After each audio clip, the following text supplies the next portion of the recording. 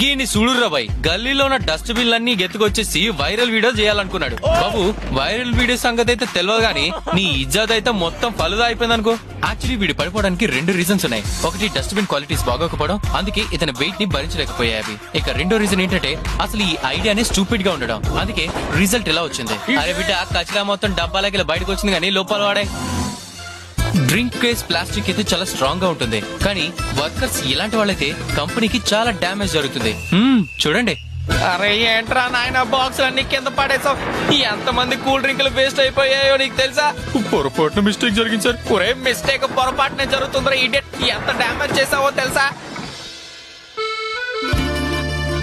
పిల్లాడు ఎంతో కష్టపడి సెట్ చేశాడు, ఇలా అప్సెట్ అవుతుంది అనుకోలేదు. చూడండి 16 గంటల నుంచి అరేంజ్ చేస్తున్నాడు, 16 సెకండ్లో కష్టం అంతా వృధా అయిపోయింది. మమ్మీ నేను దీంతో సెల్ఫీ కూడా తీసుకోలేదు.